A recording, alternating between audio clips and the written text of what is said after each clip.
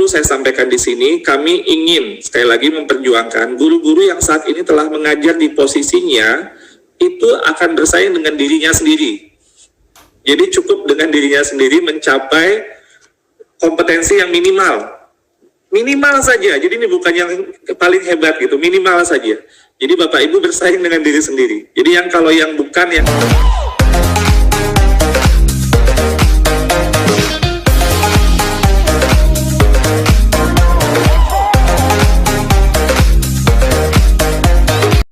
P3K ini adalah tenaga profesional yang didesain untuk meningkatkan kualitas layanan publik tersebut, sehingga bisa menciptakan budaya baru yang berbasis kompetensi di kalangan birokrasi. Nah, salah satu skema P3K yang tadi Prof. Nudi sampaikan dari sejarahnya untuk memperjuangkan guru ini, salah satunya bisa diisi oleh dari jabatan fungsional untuk guru. Ini sesuai dengan Peraturan Presiden 38 2020 bahwa Kementerian Keuangan sudah sepakat untuk mengalokasikan anggaran gaji P3K ke kas daerah melalui dana transfer umum.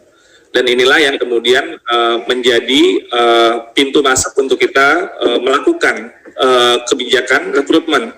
Dan ini cukup besar ya Prof. Nudi, mungkin saya nggak ingat kapan terakhir kita melakukan sebuah rekrutmen semasif ini. Kita mencoba untuk menyelesaikan, tapi tidak berhenti di sini. Itu mohon diinikan ya. Jadi ini untuk saat ini dulu. Nah, status guru jadi akan lebih jelas karena mereka status kepegawaiannya bukan oleh status dari sekolah lagi, tapi menjadi bagian dari pegawai di pemerintah dalam hal ini melalui pejabat pembina kepegawaian yang ada di daerah. Dan gaji yang saat ini diterima yang tadi mungkin ada yang bahkan ada yang 50.000 sampai 750.000 ya, kita terus tahu itu tentunya ini dapat meningkat hingga 2,9 juta per bulan. Ini di luar tunjangan yang melekat dan dijamin oleh pemerintah. Nantinya kalau guru-guru tersebut mengikuti sertifikasi pendidik, dan maka ini kemudian ini juga bisa menambah penghasilan mereka.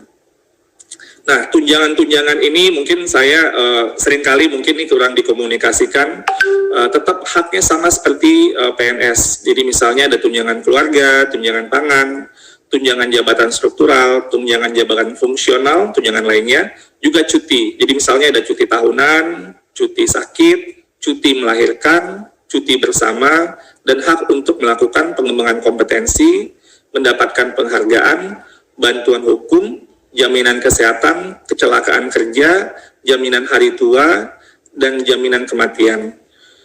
Dan ini yang merupakan menurut kami satu hal yang akan memproteksi dari kondisi kerja para guru-guru kita. Dan siapa saja yang bisa mengikuti seleksi guru ASN P3K ini. Pertama, guru honorer yang saat ini sudah aktif mengajar dibuktikan oleh Dapodik. Kalau tidak ada NUPTK tidak masalah, bisa menggunakan NIK ya. Jadi itu kadang-kadang juga saya ditanya, NUPTK bagaimana? Tidak masalah, bisa menggunakan NIK. Kalau ada NUPTK tentunya NUPTK, tapi kalau tidak ada dengan NIK saja cukup. Lalu kemudian individu yang selain dari yang aktif mengajar saat ini, yang sudah bersertifikat pendidik melalui PPG itu juga bisa ikut mendaftar.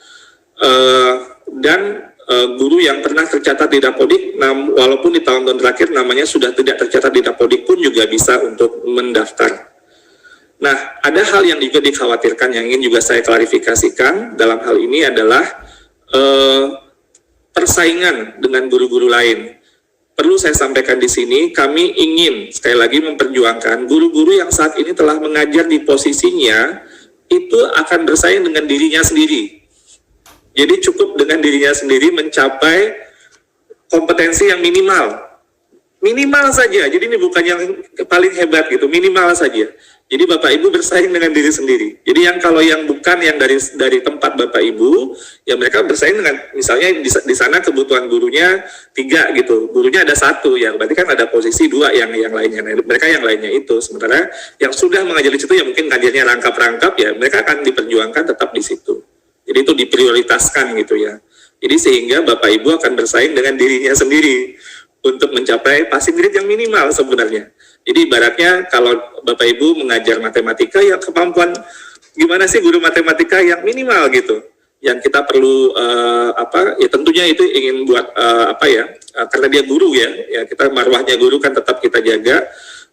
Guru bahasa Inggris atau guru IPS ya itu nilai minimalnya, dan tapi dia bersaing dengan dirinya sendiri. Jadi ini yang paling penting untuk dipahami, karena kembali lagi kami ingin memperjuangkan, jadi ini komitmen dari kami. Tapi pada saat yang sama, bagaimana ekspektasi minimal tadi, kalau kontennya terutama, ini konten ya. Nanti kalau nanti belajar ini Prof. Mudi, berarti kontennya ini kita perkuat ya. Karena itu yang menjadi fundamental sekali. Dan juga ada nanti pada saat ini tim GTK sedang bekerja keras, Bapak Ibu semua, untuk juga turut membantu. Jadi saya waktu Prof. Mudi menyampaikan pesan untuk bahwa ada acara ini dengan kemudian rencana juga fasilitasi belajar, wah saya senang sekali. Karena teman-teman PGRI, waduh, sudah duluan ini tapi sebenarnya kan guru bisa belajar ya, kalau untuk kontennya ya sekarang dari tahun kemarin juga sebenarnya bisa kan. Jadi sebenarnya kita terus bersama-sama ini bergotong royong ini bagaimana menguatkan, karena pada akhirnya yang nanti akan mendapatkan hasilnya tentunya murid-muridnya ya. Kalau gurunya kontennya makin kuat ya murid-muridnya yang jadi lebih ini. Tapi kembali lagi, dan ini sampai 3 kali ya Bapak Ibu, supaya ini bisa untuk melalui tes tadi. Jadi kalau gagal ya belajar lagi gitu. Kalau gagal sekali lagi masih udah belajar lagi. Jadi bantuan-bantuan ini akan terus kita upayakan, dan terima kasih sekali lagi untuk PGRI, terutama PGRI Provinsi Jawa Tengah yang sudah berinisiatif untuk terus menguatkan ekosistem belajar ini. Karena pada akhirnya transformasi pendidikan kita tidak menyelesaikan masalah hanya untuk saat ini, tapi kita melihat untuk investasi masa depan, bahwa ekosistem yang kita lihat untuk bisa maju sistem pendidikan ya budaya belajar ini. Budaya belajar ini adalah hal yang penting yang harus terus kita kuatkan.